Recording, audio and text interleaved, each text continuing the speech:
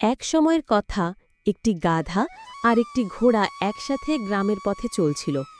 তারা দুজনে একটি ধনী কৃষকের প্রাণী ছিল।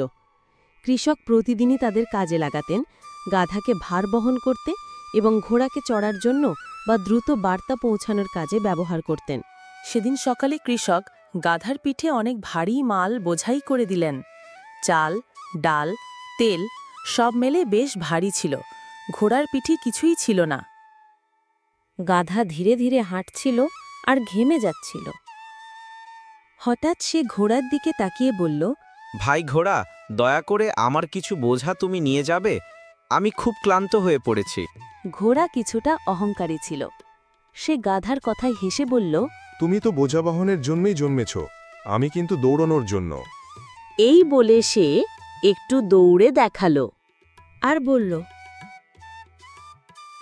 এসব ভারী জিনিস বহন করা আমার কাজ নয়। তখন গাধা কিছু না বলেই মাথা নিচু করে আবার হাঁটা শুরু করল। কিন্তু পথটা খুব লম্বা ছিল আর রোদও তীব্র ছিল। কিছু দূর যাওয়ার পর গাধাটি অতিরিক্ত ভারে ক্লান্ত হয়ে পড়ে গেল। সে আর এক পাও হাঁটতে পারছিল না। এই অবস্থায় কৃষক খুব রেগে গেলেন।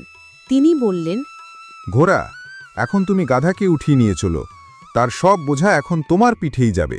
ঘোড়াকে তখন আর কিছু করার ছিল না। গাধার সব ভার সে নিজেই বহন করতে লাগল। শুধু তাই নয়, ক্লান্ত গাধাটিকেও তার পিঠে তুলতে হলো। এবার ঘোড়ার পিঠে দ্বিগুণ বোঝা। ঘোড়া মনে মনে বলল, ইস, যদি শুরুতেই একটু সাহায্য করতাম তাহলে এত কষ্ট করতে হতো না। এই ঘটনার পর থেকে ঘোড়া আর গাধাকে অবহেলা করত না। সে বুঝেছিল একে অপরকে সাহায্য করা কতটা গুরুত্বপূর্ণ।